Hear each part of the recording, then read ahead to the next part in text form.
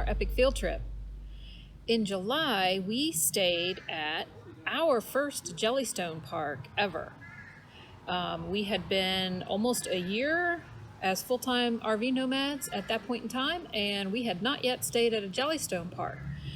Turns out this was the first ever Jellystone Park, the very first Jellystone Park, and it is located just outside of Sturgeon Bay in Door County, Wisconsin. And we got to spend about 10 days here in late July. It's very conveniently located right at the kind of southern end of Door County. And from here, you can get to all kinds of great Door County activities. There are several wineries in the area, of course. Door County is situated between Green Bay and Lake Michigan. So there are a lot of boating activities, fishing, all kinds of water-related activities. There's a lot of really cute communities as you go up further north into the peninsula. And you can even take the ferry up to Washington Island and then take another ferry to Rock Island. I really can't say enough how cool this area is. We loved it, and we're going to be putting together a video on all the great things that we did here in Door County. We'll do that separately. We were excited to be here at this Jellystone Park for our first time, and we had a visitor with us. Scott's sister came and stayed with us for 8 days while we were here, and it was a great park for just a good base of operations, very comfortable. The site that we were at was site number 184. It was a nice large site. We never felt like we were hemmed in at all. And it was out in what they call, I think it's Cindy Bear's Meadow. So most of this RV park is very heavily wooded, with generally small sites in that heavily wooded area. But they do have this newer area out in an open meadow, and that's where it's much more suitable for big rigs. So we lucked into site 184, which, even though it was wide open, we were able to tuck in under a giant cottonwood tree that was beautiful and provided really nice shade for us throughout the day. So if you've been following our channel, you know we like shade. We're not that much into hot, sunny weather. So we really appreciated being able to score that site and have that shade. Now the sites out in the meadow are all just grassy surface. There's no gravel or paved area out there at all. They are equipped with fire rings, and the fire rings are built into the ground and surrounded by stone, so they look really nice, and all the sites have at least one picnic table as well. Now, with it being in a grassy area, we were a little bit concerned about the surface because our rig is so heavy.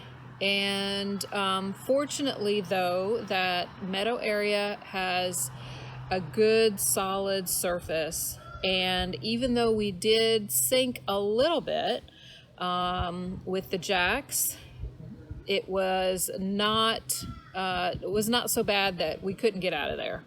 It was not a problem. Now, the sites are generally water and electric only. There's no sewer. I think there's a few sites that might have sewer, but it's not really clear on the map whether or not you can actually reserve those sites or if those are dedicated for camp hosts. And even though there's no sewer, they do offer a pump out service, which is just $15. So I thought that was pretty reasonable. Now, with this being a Jellystone Park, you know there's going to be plenty of resort amenities. Matter of fact, it has 2 heated pools plus a kiddie pool.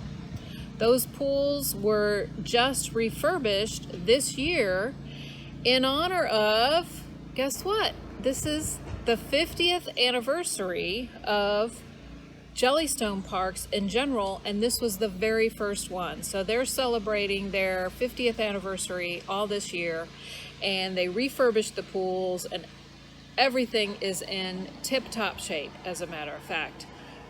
We visited the clubhouse area, checked out the pavilion, the bathhouses, and the laundry areas. Everything is in very well maintained condition. Super clean throughout the park. They keep tabs on the conditions of all the facilities, and you can see them very actively out and about, making sure that everything stays very clean. Now, in addition to the pools, they also have a shuffleboard area and several areas that have basketball courts and sports courts. There's a really large putt-putt golf area, and it looks like we didn't get a chance to go play it, but it's a large putt-putt golf area. It has a lot of cool, like Yogi Bear and Boo Boo and all those characters spread out throughout the putt-putt golf area. In addition to that, there are numerous playgrounds. There's one really large playground that is amazing, and there are additional playgrounds. Because the park is so large, there are additional smaller playgrounds that are spread out across the park. So next to the pool is a snack bar area where they will, they've got soft serve ice cream and burgers and dogs and those kinds of refreshment. And the clubhouse area, the ranger station area, is also equipped with a very well-stocked camp store. So anything you might need in terms of your food and kitchen supplies, as well as some camping supplies. Now, we needed a 50 to 30 amp pigtail when we got here. We had misplaced ours. It kind of disappeared. And they did not have that. So Scott did have to go out for that and find a camp store. They did not have that here locally on the park. But other than that, they're pretty well stocked with kind of some of your basic supplies that you might need.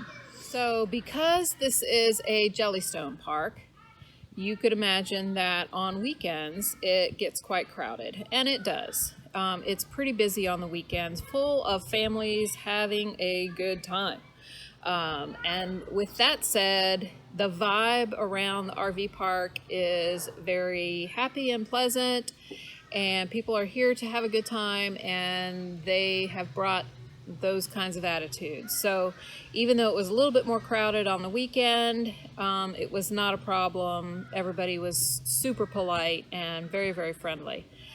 During the week, it's very quiet, and we had almost the whole meadow all to ourselves. So we really enjoyed the quiet time. All in all, we definitely give this park an A, and we would love to come back here again. And it's also made us look forward to being able to stay at more Jellystone parks in the future.